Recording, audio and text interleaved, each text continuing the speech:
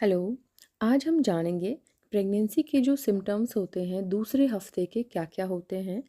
Second week of pregnancy ये बहुत ही starting phase होती है। पहले तो ये समझ लीजिए आप प्रेगनेंसी के दूसरे हफ्ते में जो लक्षण दिखते हैं ना उससे आपको आइडिया लग जाता है कि आप प्रेग्नेंट हैं या नहीं हैं। देखिए गर्भावस्था के दूसरे सप्ताह में आपको थकान होने लगती है। उल्टी जैसी समस्याएं किसी किसी को स्टार्टिंग में बहुत जल्दी होने लगती हैं। वैसे तो पाँचवें या छठे हफ्ते से शुरू होती हैं। हाथों पैरों में सूजन और ऐंठन भी होने लगती है। ज़्यादातर महिलाओं को अंदाज़ा नहीं होता है कि ऐसा गर्भ ठहरने की वजह से हुआ है। और किसी किसी को लूज़ मोशन भी होने लगते हैं। पेट में दर्द मरोड़ भी होने लगती है। तो ये सब कारण प्रेगनेंसी के हो सकते हैं। जैसे जैसे आपकी प्रेगनेंसी आगे बढ़ती है वैसे वैसे आपके लक्षण भी चेंज होने लगते हैं।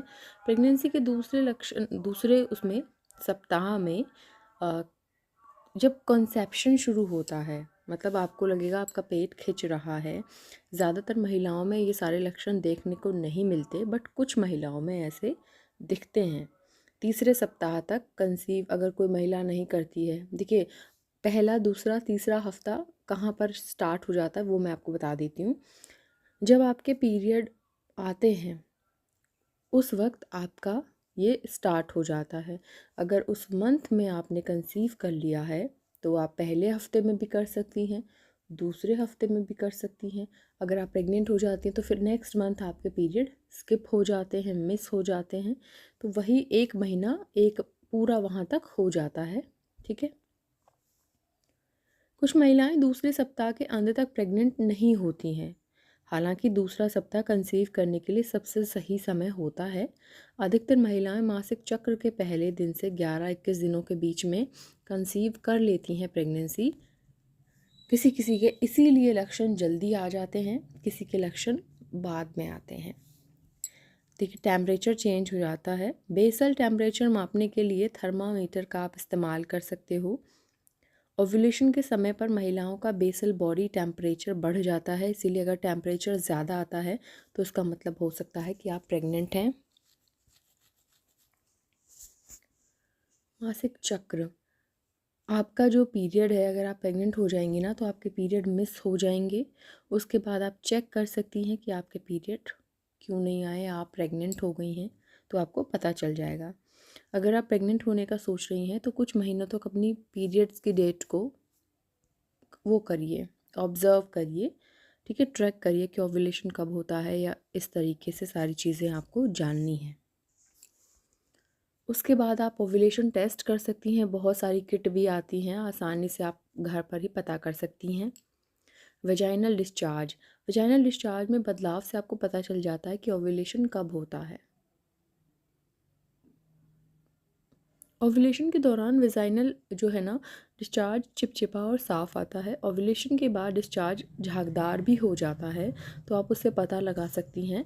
और अगर आपको इस दौरान ओव्यूलेशन के दौरान इससे पहले यौन इच्छा महसूस होती है, आपको हल्की स्पॉटिंग, ब्रेस्ट में दर्द, गर्भाशय ग्रीवा में चेंजेस या सूंघने की क्षमता में बेहतर महसूस करती हैं, तो आप गर्भावस्था के दूसरे सप्ताह में महिला के शरीर में ये बदलाव होते हैं, तो आप समझ सकते हैं कि आप प्रेग्नेंट हो गई हैं।